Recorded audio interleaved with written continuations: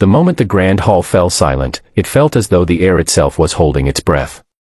Chandeliers glowed softly above polished marble floors, and rows of guests sat frozen, waiting for a choice that everyone believed was already decided.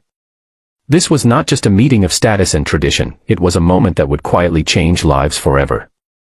At the center of it all stood a man of power and a family desperate to secure its future, unaware that the simplest act of honesty was about to disrupt everything they thought they knew.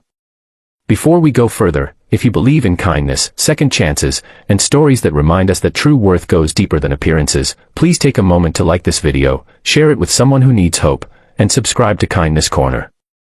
Also, tell us in the comments where you're watching from. Your support helps these stories reach more hearts around the world. The Duke, named Alaric Hawthorne, was known across the region not only for his wealth but for his quiet principles. He had inherited a vast estate, generations old, along with a reputation for fairness that felt rare in elite circles. When he arrived at the Whitmore estate that afternoon, everyone assumed his purpose was simple. The Whitmore family had 2 daughters, and tradition dictated that alliances were formed through appearances, prestige, and social approval.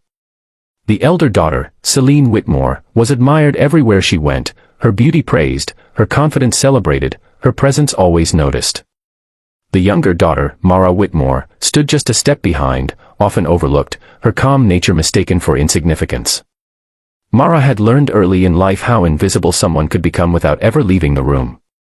She carried herself with quiet dignity, never demanding attention, never interrupting conversations that flowed past her like she wasn't there. While Celine was guided toward ballrooms and admiration, Mara found comfort in the estate's gardens and libraries, learning to listen rather than shine. Their father, Aldrich Whitmore, a man deeply concerned with reputation, believed success was something that could be displayed, not something that grew quietly within. As preparations were made for the Duke's visit, the household buzzed with unspoken expectations. Every glance, every carefully arranged detail pointed toward Celine. Mara noticed it all, yet she said nothing. Years of being sidelined had taught her that silence was safer than hope. She did not resent her sister, but she understood her place, or so she believed. When the moment came, Aldrich Whitmore guided the Duke through the hall with practiced confidence. He spoke at length about family legacy, prosperity, and the importance of outward excellence. Without hesitation, he gestured toward Celine, presenting her as the obvious choice. To him, the matter seemed settled before it had even begun. But Alaric Hawthorne was not listening to what was being offered, he was observing what was being revealed. He noticed how Celine smiled effortlessly, accustomed to admiration. He also noticed Mara, standing quietly at the edge, hands folded, eyes thoughtful, neither seeking attention nor shrinking from the moment. There was a stillness about her that did not come from weakness, but from self-awareness. As the room waited for his response, Alaric felt something unexpected, a sense of clarity. He had seen countless polished faces and rehearsed virtues throughout his life. What he rarely encountered was sincerity untouched by performance. His decision, when it came, did not follow the script everyone expected. The reaction was immediate and unspoken. Murmurs rippled through the guests. Aldrich Whitmore's confidence faltered, his carefully crafted plan cracking in plain sight. Celine remained composed, but surprise flickered briefly across her face. Mara, meanwhile, felt time slow. She was not prepared for attention, least of all this kind. Her heart raced, not from excitement, but from disbelief.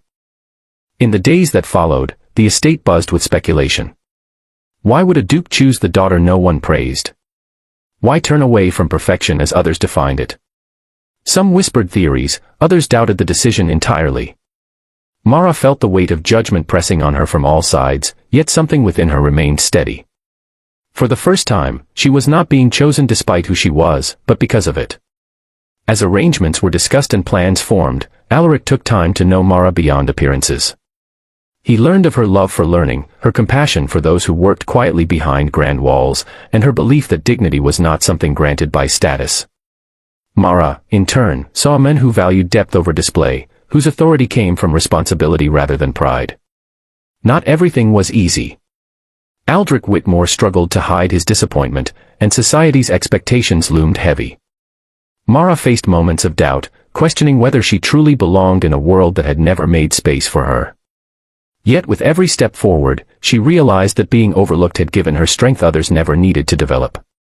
Slowly, perspectives began to shift. Staff members who had long noticed Mara's kindness felt seen through her eyes. Guests who once dismissed her found themselves surprised by her insight and grace. Even Celine, accustomed to admiration, came to understand that worth was not a competition, but a spectrum. Mara's journey was not about becoming someone else. It was about allowing herself to be visible without changing who she was.